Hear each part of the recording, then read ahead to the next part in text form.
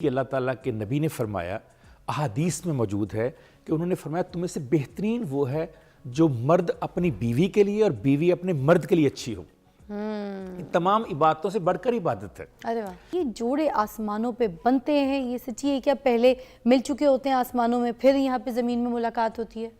ابھی فضا میں نے سٹارٹ میں کہا کہ اللہ کی ایک سکیم ہے۔ اللہ کی سکیم کی مراد یہ ہے کہ اللہ تعالیٰ نے اس دنیا میں کسی کو بھی اتارنے سے پہلے آسمان پر اس کا تمام لوح محفوظ میں جو جو اس نے کرنا ہے وہ لکھا ہوا ہے۔ تو روحوں کا ملاپ ہو چکا ہوتا ہے؟ جب روحیں وہاں پر ہیں تو اس کو سیلیبریٹ صرف دنیا میں آ کر کرتے ہیں۔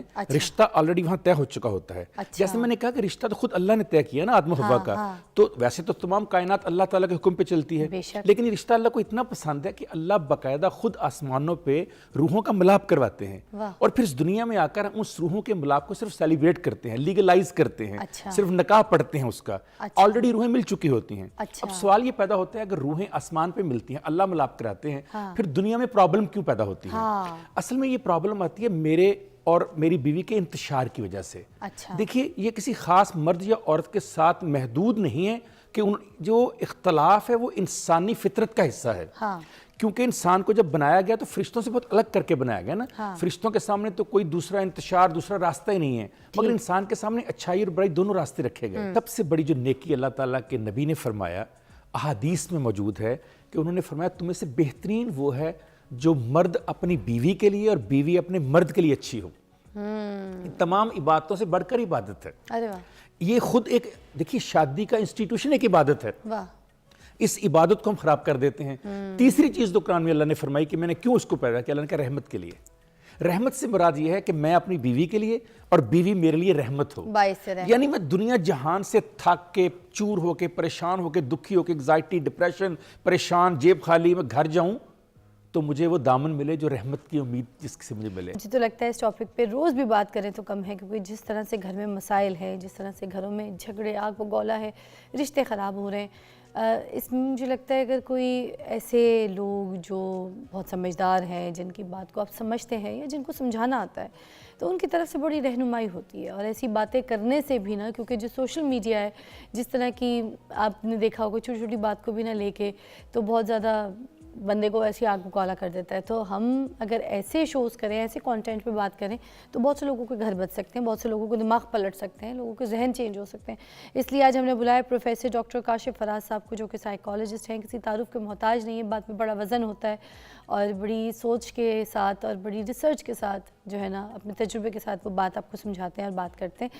ہم بات کریں گے کامیاب شادی کا راز کیا ہوتا ہے۔ السلام علیکم۔ وعلیکم السلام۔ کیسی طبیعت؟ میں بالکل ٹھیک ٹھاک ہوں جی۔ کیا ہوتا ہے کامیاب شادی کا راز، بتائیے ذرا۔ شادی سے پہلے ہم نکاح کی بات کرتے ہیں، جو بنیادی طور پر اسلام کا تصور ہے۔ نکاح کیا ہے؟ جو ڈیفینیشن میں آج آپ کو بتانے جا رہا ہوں آپ نے آج تک نہیں سنی ہوگی۔ جی۔ اللہ تعالیٰ نے کائنات کو چلانے کے لیے ایک سکیم رکھی ہوئی ہے، ایک فنکشن اللہ تعالیٰ کے ذہن میں۔ اللہ کی اس سکیم میں لوگوں کی شرکت کا نام نکاح ہے۔ جس دن اللہ کی اس سکیم میں انتشار آ جائے جو کہ میاں یا بیوی کی طرف سے آتا ہے تو اللہ کی سکیم اس دنیا میں انتشار کی وجہ سے خراب ہو جاتی ہے۔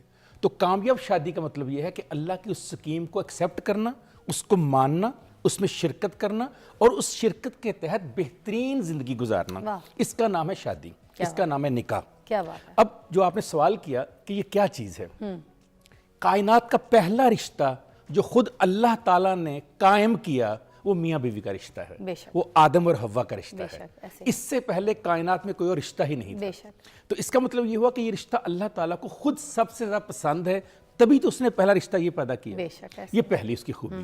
دوسری خوبی یہ دنیا کا واحد غیر خونی رشتہ ہے جو خونی رشتوں کو جنم دیتا ہے۔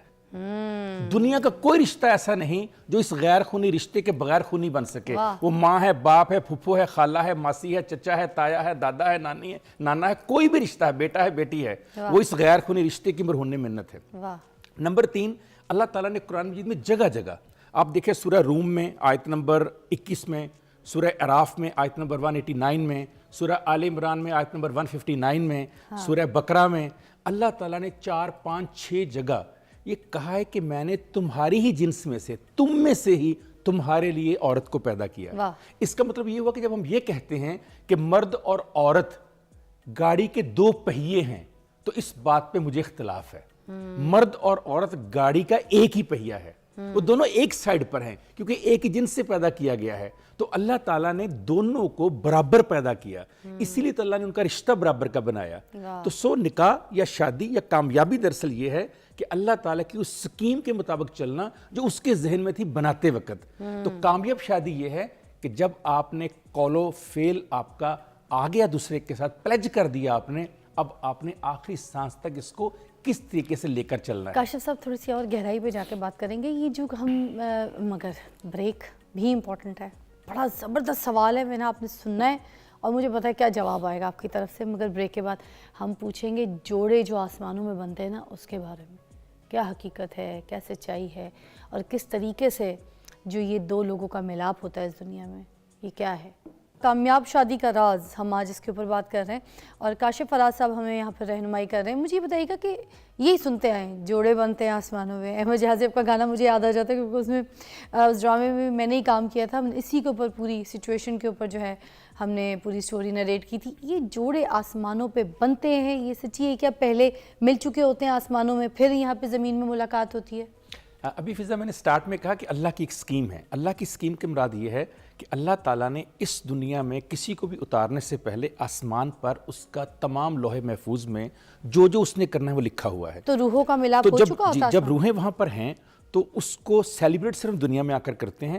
رشتہ آلریڈی وہاں طے ہو چکا ہوتا ہے. جیسے میں نے کہا کہ رشتہ تو خود اللہ نے طے کیا نا آدم و حوا کا, تو ویسے تو تمام کائنات اللہ تعالیٰ کے حکم پہ چلتی ہے, لیکن یہ رشتہ اللہ کو اتنا پسند ہے کہ اللہ باقاعدہ خود آسمانوں پہ روحوں کا ملاپ کرواتے ہیں, اور پھر اس دنیا میں آ کر ہم اس روحوں کے ملاپ کو صرف سیلیبریٹ کرتے ہیں, لیگلائز کرتے ہیں, صرف نکاح پڑھتے ہیں اس کا.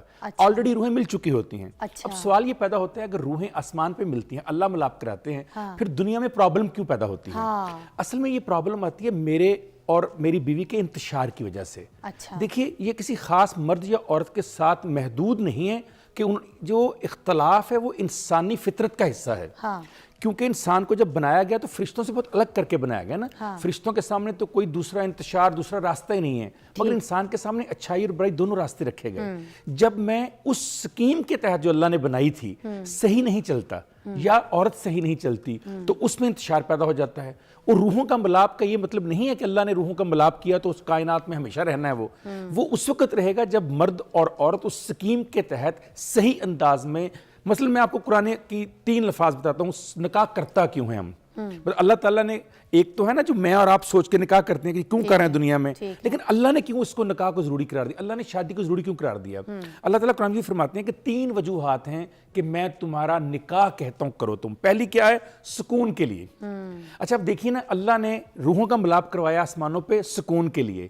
اب اگر مرد عورت کو اور عورت مرد کو سکون نہ دے تو اس میں اللہ کی اس سکیم کا تو کوئی قصور نہیں. میں نے غلطی کی نا کوئی نہ کوئی, شادی نہیں رہے گی, پہلی بات. دوسری اللہ کہتا ہے مودت کے لیے.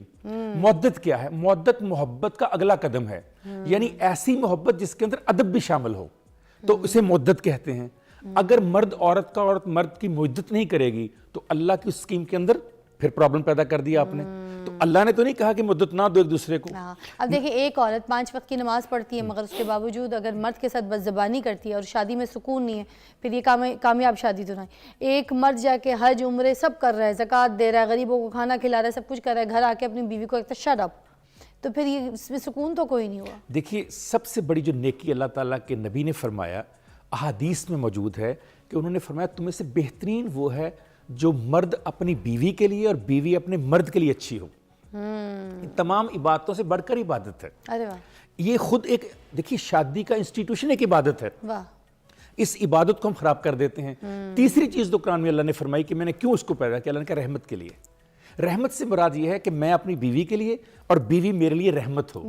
یعنی میں دنیا جہان سے تھک کے, چور ہو کے, پریشان ہو کے, دکھی ہو کے, انگزائٹی, ڈپریشن, پریشان, جیب خالی, میں گھر جاؤں تو مجھے وہ دامن ملے جو رحمت کی امید جس سے مجھے ملے. تو سر یہ بے سکونی کا رشتہ جو بنا لیا آج کے معاشرے میں, جو شادی جو ہے وہ ایک بے سکونی کا رشتہ ہو گئی ہے. بہت سے لوگ تو ڈرتے بھی ہیں, گھبراتے ہیں, شادی نہیں کرتے.